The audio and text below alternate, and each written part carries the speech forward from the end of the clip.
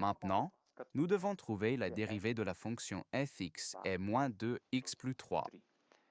Ceci peut être reconnu comme une fonction linéaire et est écrite sous forme explicite, c'est-à-dire f de x est kx.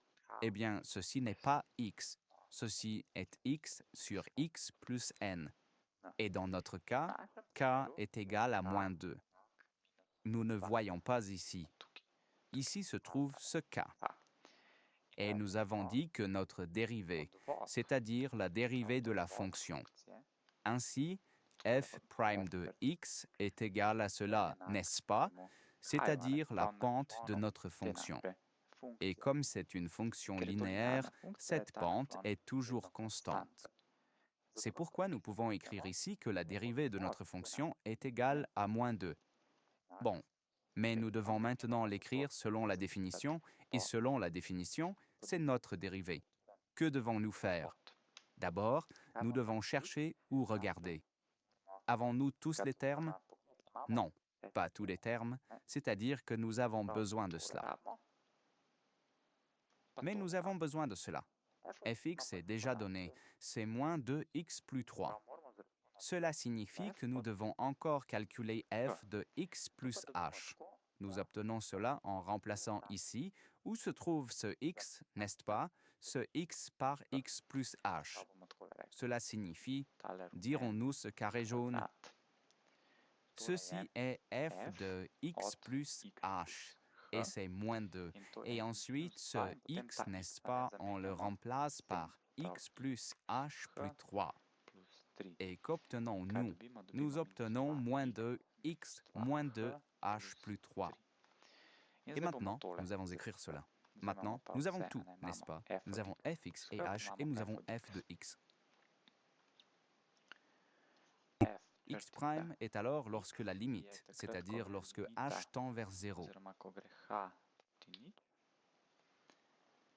Nous avons maintenant moins de x moins de h plus 3, puis moins cela, c'est-à-dire moins de x plus 3h.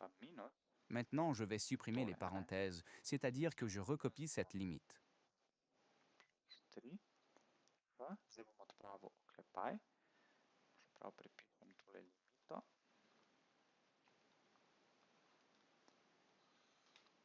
Et j'ai moins 2x moins 2h plus 3 plus 2x puis moins 3. Et qu'est-ce que je vois maintenant? Je vois que beaucoup de choses se simplifient. Ah ah, en bas, j'ai encore h et 2x se simplifient, 2x et 3 se simplifient, donc à la fin, il ne me reste que cela. Moins 2h divisé par h moins 2h divisé par h. Et je vois que ici aussi, h se simplifie.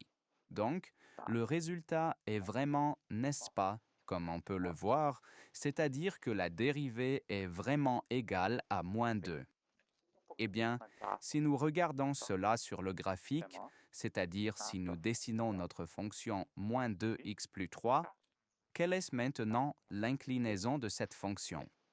Mais nous ne voyons pas. Quand notre x, disons, augmente de 1, ici notre et diminue de 2. Si je dessinais ici un point, ce serait comme ça. Dans cette position, x est égal à 0. Si vous mettez 0 ici, vous obtiendrez 3.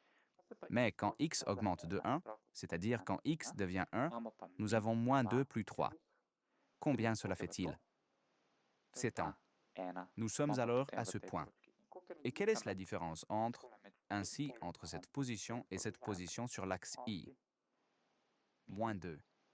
Et cela nous indique la dérivée, c'est-à-dire la pente de notre fonction.